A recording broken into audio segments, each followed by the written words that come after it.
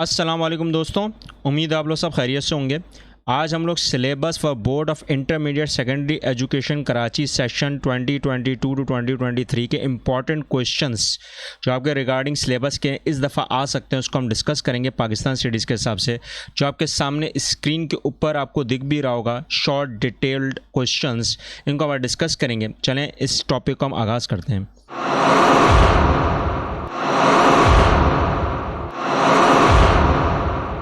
आज का टॉपिक जो इम्पॉर्टेंट है बेटा वो यही है कि आपके पास जो इम्पॉर्टेंट क्वेश्चन आ सकते हैं regarding to the final term paper, उसमें जो इम्पॉर्टेंट क्वेश्चन जो कॉलेज के हिसाब से पेपर्स बनाए गए हैं उनमें जो इम्पॉर्टेंट क्वेश्चन जो आपके स्क्रीन के ऊपर दिख रहे हैं चैप्टर वाइज, ये आपको मुझे आज बताने हैं, इनको आपको मुझे क्लियर करना है।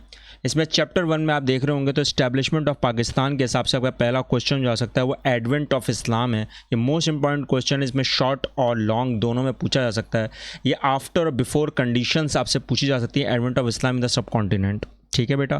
फिर दूसरा ना जो क्वेश्चन है आपका क्वेश्चन नंबर 2, उसके हिसाब से आपके पास इस्लामिक आइडियोलॉजी और रोल ऑफ प्रोविंसेस के मुतालिक पूछा जा सकता है। ये मोस्ट इंपॉर्टेंट क्वेश्चंस हैं जो रिगार्डिंग द कॉलेजेस ने अपने पेपर में रखे हैं एज अ शॉर्ट और एज अ लॉन्ग। फिर आपके पास क्वेश्चन नंबर 3 आता है जो मोस्ट इंपॉर्टेंट भी क्वेश्चन है, जो रिगार्डिंग स्टेटमेंट्स हैं कायदे आज़म की।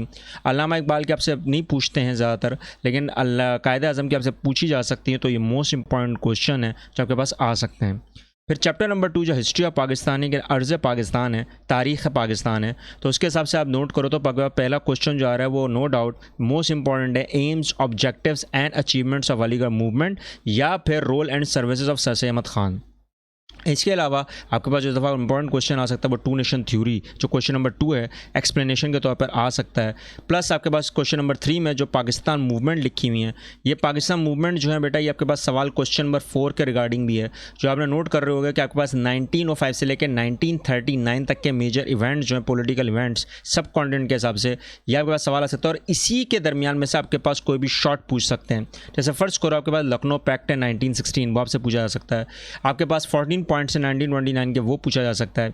आपके पास सबसे अहम सवाल जो इसमें से आ सकता है जो मेरे रिगार्डिंग भी है, खिलाफत मूवमेंट 1919। फिर इसके बाद सबसे अहम जो आपके पास सवाल आ सकता है पार्टीशन ऑफ बंगाल है। ये सारे शॉर्ट में आ सकते हैं इन बिटवीन, लेकिन आपके पास जब ये लॉन्ग आएगा तो आपने सिर्फ और सिर्फ इनके इंट्रोडक्शन, इनके रिगार्डिंग बताना है इवेंट्स में, बस। फिर इसके बाद 1940 से लेकर 1948 जिसको पाकिस्तान मूवमेंट भी कहते हैं, ये आपके पास पॉलिटिकल इवेंट में आ सकता है सवाल, शॉर्ट में भी या फिर लॉन्ग में भी। ठीक है। फिर आपके पास चैप्टर नंबर 3 है जिसमें आपको कॉन्स्टिट्यूशनल डेवलपमेंट ऑफ पाकिस्तान आता है। इसमें आपके पास 3 मेजर क्वेश्चंस हैं। अगर आप नोट करो तो इसमें पहला क्वेश्चन 2 हिस्सों में बटा हुआ है, जिसमें ऑब्जेक्टिव रेजोल्यूशन आता है 1949, या फिर आपके पास आ सकता है कॉन्स्टिट्यूशन डेवलपमेंट ऑफ 1962 या 1973 के सैलेंट फीचर्स, नुमाया खसूसियात। प्लस इसके बाद आपके पास क्वेश्चन नंबर 2 है जो आपके पास आ सकता है वो फॉल ऑफ ईस्ट पाकिस्तान है, या फिर वही बात role of governor general of Quaid-e-Azam after the creation of Pakistan, जो प्रॉब्लम्स आई थी उनको दूर करने के लिए जब गवर्नर जनरल बने थे तो उनके रिगार्डिंग आपसे पूछा जा सकता है। प्लस इसके बाद एक्स्ट्रा क्वेश्चंस आपके पास आ सकते हैं इसमें, जैसे आपके करंटली आर्मी चीफ कौन है, प्रेसिडेंट कौन है, प्राइम मिनिस्टर कौन है, गवर्नर कौन है सिंध का, इस तरह से अगर पूछा जा सकता है तो आप इसको ज़रूर तैयार करके जाइएगा, और ये आपको नेट पे आराम से अवेलेबल हो जाते हैं। फिर आपके पास सबसे अहम आता है वो आता है पार्ट 2 जो आपका ज्योग्राफी का आता है। पहला जो पार्ट है वो आपका हिस्ट्री का है और दूसरा जो पार्ट है आपका ज्योग्राफी का है। इसमें लैंड ऑफ पाकिस्तान में फिजिकल फीचर ऑफ पाकिस्तान आ सकते हैं। इसमें 2 बड़े इंपॉर्टेंट फिजिकल फीचर्स हैं, यानी कि खद्दो खाल या मेले वकू के हिसाब से जो आप देखें तो उसमें माउंटेन्स एरियाज़ हैं और प्लेन एरियाज़ हैं, यानी कि पहाड़ी इलाके और मैदानी इलाके आपके पास आ सकते हैं। इसके अलावा आपके पास जो आ सकता है सवाल याद करके वो importance of location of Pakistan है, यानी कि आप पाकिस्तान की जो अहमियत है बरसग़ीर में उसके रिगार्डिंग बताएं, यह आपके पास सवाल आ सकता है। फिर इसके बाद आपके पास जो सबसे इंपॉर्टेंट क्वेश्चन आएगा या फिर आ भी सकता है वो लोकल गवर्नमेंट ऑफ पाकिस्तान में करंटली जो आपके इलेक्शंस हो रहे हैं उसके रिगार्डिंग आपसे पूछा जा सकता है। फिर आपके पास चैप्टर नंबर 5 आता है जिसमें आपके पास कल्चर ऑफ पाकिस्तान है। अच्छा, कल्चर के रिगार्डिंग आपके पास कैरेक्टरिस्टिक्स ऑफ पाकिस्तानी कल्चर, यानी कि उसकी इंपॉर्टेंस आप बताएं, पाकिस्तानी सकाफत की क्या अहमियत है, वो आपके पास सवाल आ सकता है। प्लस हिस्ट्री और कैरेक्टरिस्टिक ऑफ पाकिस्तानी जो कल्चर का है, जो पूरा कल्चर की तारीख रही है, वो आपसे पूछा जा सकता है। और क्लास सिस्टम, अच्छा क्लास सिस्टम मुश्किल है इस दफ़ा है कि क्लास सिस्टम का रिगार्डिंग पाकिस्तान में अब क्राइटेरिया ख़त्म होता जा रहा है या फिर बहुत ज़्यादा बढ़ता जा रहा है, तो इस वजह से आपके पास ये सवाल नहीं आएगा। हाँ, मगर चैप्टर नंबर 6 जो लैंग्वेज ऑफ पाकिस्तान है, यानी कि ज़बानें जो हैं पाकिस्तान की, उसके रिगार्डिंग आपका उर्दू लैंग्वेज की जो तारीख़ है और उसकी अहमियत है वो आपसे पूछी जा सकती है। प्लस इसके अलावा आपके पास कश्मीरी सिंधी और पंजाबी के हिसाब से आपके पास जो हिस्ट्री ऑफ इंपॉर्टेंस है क्वेश्चन नंबर 2 रीजनल लैंग्वेज और कल्चर के हिसाब से वो पूछा जा सकता है। प्लस इसके बाद क्वेश्चन नंबर 3 जो सबसे इंपॉर्टेंट है वो कल्चर मैनिफेस्टेशन है कि सकाफती विरसा पाकिस्तान का, वो आपसे पूछा जा सकता है। इसके बाद पार्ट 3 आता है जो हम लोग ने कन्वर्ट किया हुआ बेटा। ये पार्ट 3 जो आपका सेक्शन होता है ये इंटरनेशनल अफेयर्स में होता है कि पाकिस्तान के इंटरनेशनल अफेयर्स के रिगार्डिंग आपका नुमाया खुसूसियात बताएं। तो उसमें आपका चैप्टर नंबर 7 जो आता है वो आता है इकोनॉमिक प्लानिंग एंड डेवलपमेंट, जिसमें क्वेश्चन नंबर 1 जो आपके पास इंपॉर्टेंट क्वेश्चन है वो रिसोर्सेज और उसकी टाइप्स आ सकती हैं। प्लस एग्रीकल्चर प्रॉब्लम्स आ सकती हैं आपके पास क्वेश्चन नंबर 2, उसके सोल्यूशंस जो आपको पता होने चाहिए। क्वेश्चन नंबर 3 जो इसमें सबसे ज़्यादा इंपॉर्टेंट क्वेश्चन आ सकता है वो मिनरल्स और उसकी इकसाम है, काइंड्स हैं।